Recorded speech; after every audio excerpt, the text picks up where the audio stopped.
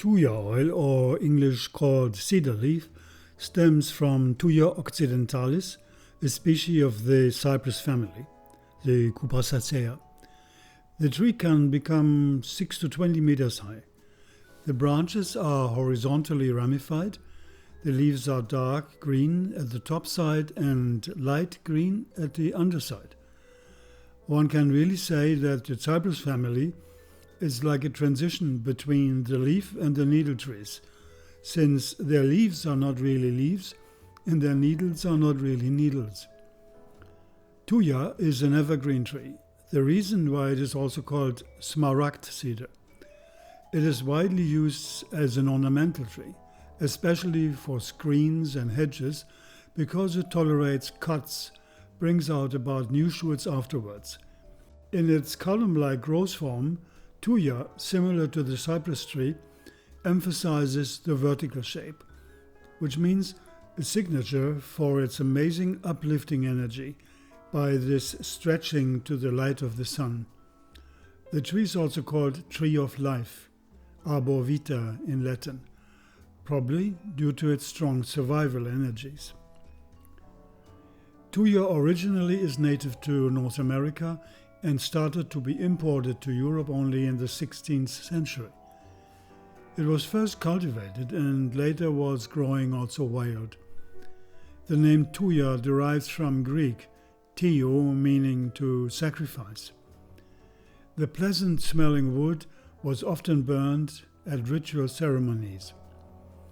The robust life power of the tree might have stimulated the idea of sacrificing something which has strong physical vitality and which also expresses, with this striving for light, a longing for a spiritually fulfilled life. The connection with the ketonic energy has certainly also to do with this.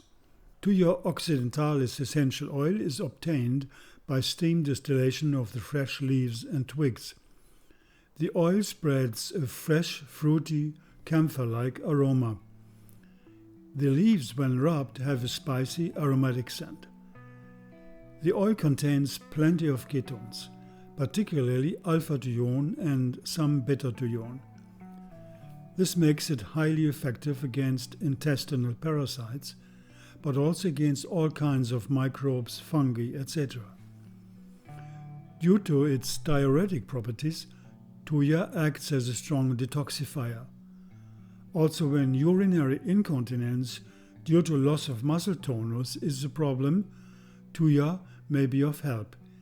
It increases urination, thereby removing toxic and unwanted substances such as salts, uric acids, and excess water. This helps cleaning the kidneys from deposits and preventing kidney stones from getting formed. Consequently, we find positive reactions on rheumatic diseases also and pains in the joints and muscles.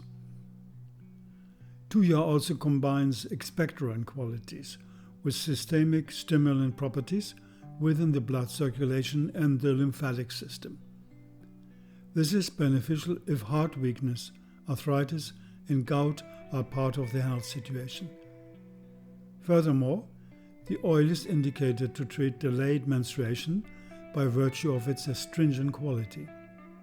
But this, on the other hand, means that its use is forbidden during pregnancy.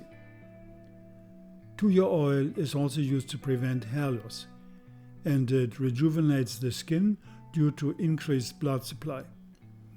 Also, proliferation like warts and liver spots and some forms of skin cancer can be treated effectively with Thuja.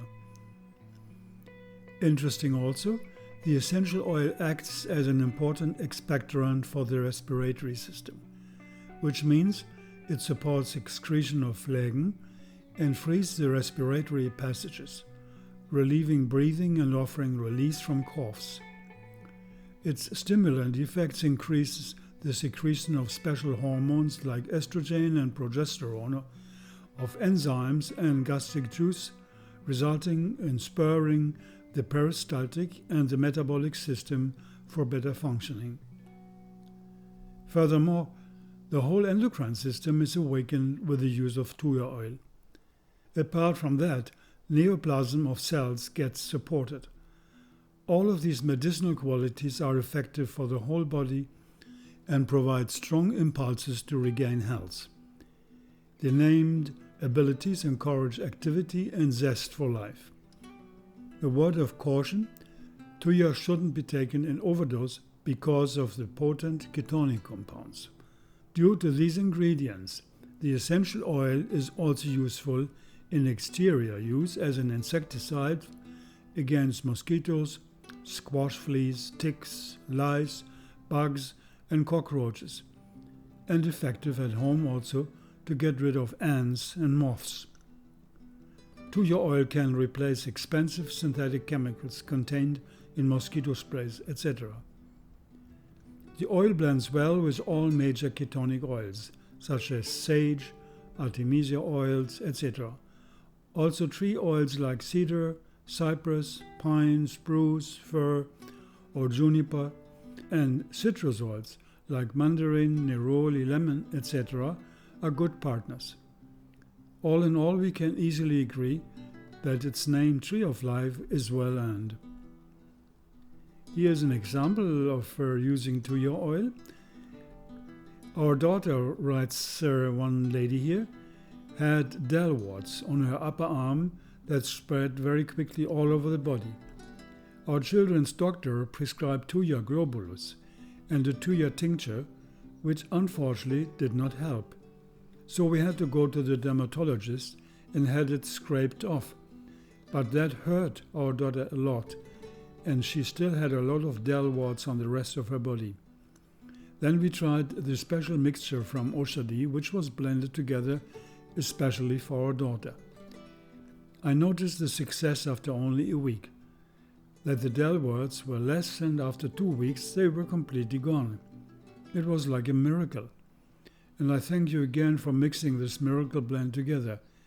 I can only recommend it. The oils of the blend used were cistus, lemon, myrtle, tuya, sage, frankincense, and myrrh in carrier oils of tamanu and neem. Tuya's antiviral action and immune pharmacological potential, such as stimulatory and co-stimulatory effects on cytokine and antibody production and activation of macrophages and other immune-competent cells, have been evaluated in numerous in vitro and in vivo investigations. Although no controlled trials have been conducted on Tuya occidentalis alone, many clinical studies have been performed with a herbal medicinal product containing a special extract of Tuya occidentalis and other immune stimulants, demonstrating its therapeutic efficacy and safety in respiratory tract infections. This is from some research on pharmaceutical and clinical properties of Tuya. It's published in Complementary and Alternative Medicine. There is also some research on Tuya oil and cancer. Tuya oil has also been investigated for the treatment of cancer. The oil decreased the inflammation caused by cancer and also prevented the cancer from metastasizing or spreading throughout the body. Anti-cancer activity of the alcoholic extract of Tuya occidentalis had earlier been reported by Sunila and Kutan from their in vivo studies on rats. Also, breast cancer prevention has been researched.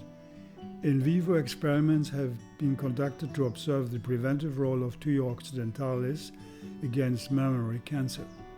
Despite wide medicinal applications of Tuya occidentalis, still little is known on its therapeutic potential in tumor treatment. And then the quote of the research here from Science Direct: the monoterpene ketone easily penetrates the blood-brain barrier. Therefore, we examined its effects on the malignancy of glioblastoma multiforme cells, with a special emphasis on the mechanics of its effect on cell viability and invasiveness. Our observations demonstrate that Thujone exerts pro-apoptotic and anti-invasive effects on glioblastoma cells. They confirm the potential of Thujone for the treatment of glioblastoma multiforme. In summary, we can say Tuya as a medicinal plant with its essential oil is good for the treatment of bronchial catarrh and mucus, cystitis, cellulitis, scurvy, psoriasis, uterine carcinomas, amenorrhea, rheumatism, diseases of skin and skin impurities, open wounds.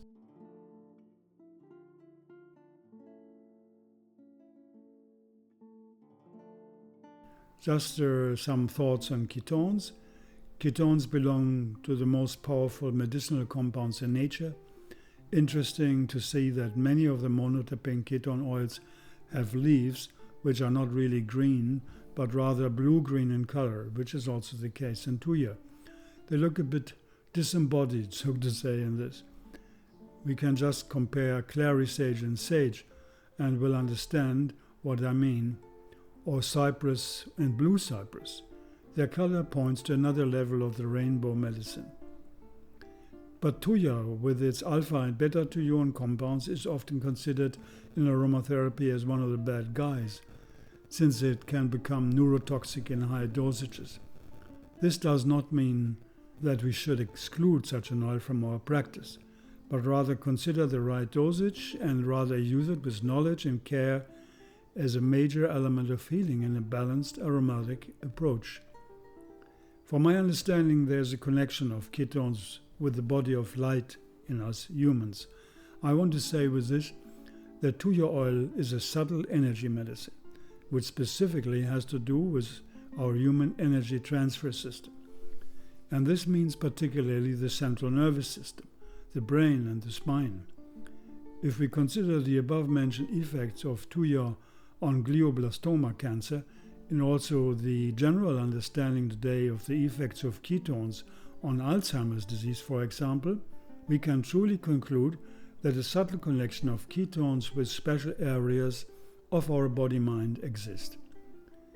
In fact, ketones have the ability, unlike other fatty acids, to cross the blood-brain barrier. They are then able to reach the neurons where they enter without needing insulin. They can then be burned instead of glucose to produce cellular energy. Neurons that were starving and possibly dying can be revived.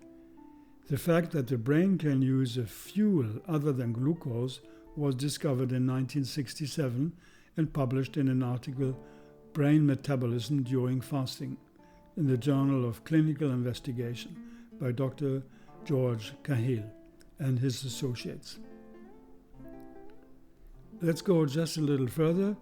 Is it not remarkable also that ketonic plants and oils count among the most efficient parasite killers in nature, such as worms, nematodes, etc.? These creatures are definitely linked to the earth element, whereas ketones, with their high vibrant energies, are more linked to the etheric or astral sphere. Also, the fact that ketones dissolve fat belongs to the same view. We can also say too much cramped in the earth principle, or the solid element in life, is as damaging as being too much in the air. The right balance is needed, and the more we age, the easier it can become to lose this balance. Ayurveda would say that Thuja induces an element of healthy vata in the system, to release the possible heaviness and imprisonment in our cellular system in the physical constrictions of the kapha principle. But attention here also. Too much of it can make our head spin around. Ketonic plants and their essential oils, such as hyssop and mugwort, tansy, sage, pennyroyal, and the others we have mentioned already, calamine, wormwood, the artemisias, etc., they all have their word to say in the same context of raising spiritual energy in man and lighting up matter fields in the body, which have become corrosive through the impact of numerous interior and exterior stress factors. They are, in a true sense, disincarnating energies, more linked to the astral realm, as I said, one of the reasons why they are strongly abortive also, and not to be taken by pregnant mothers or young children who are busy with matter field organization. But they are also highly physical in their interactions. We have to understand that nature's way to build up matter is something very complex and very diversified. It is clear that matter is built up from energy, and matter, before becoming solid, is first vibrant pranic energy successively manifesting into akashic, airy, and liquid form. Agni, the principle of fire in Ayurveda, is a major helper for this transformation. Liquid and akashic, is then in our context the domain of essential oils, and they are not any liquid but highly vibrant liquid jewels, as I call them, since they radiate cosmic light in a very special way, which makes them strongly medicinal. Among these liquid carriers of light, there are again numerous levels, some of them more earthbound, some of them, like the ketones, more akashic or even astral. And as such, they are powerful, vibrant energy carriers with multiple functions and connections with the body of light and the physical body in us humans. And Tuya oil definitely nourishes this connection. Disease is mainly a loss of cell-to-cell communication, said once the famous German cancer research scientist Professor Popp in his studies on biophotons. Dr. Zach Bush from USA refers to this discovery when saying, quote, that the process occurring in necrotic tissue, such as that of a diabetic ulcer, behaves almost identically to cancer cells viewed under a microscope. Quote, I said, my gosh, there's no such things as diabetic ulcers. There's no such things as cancer. There's no such things as disease. There's only a loss of cell-to-cell communication. There's only a loss and isolation that leads to this broken state.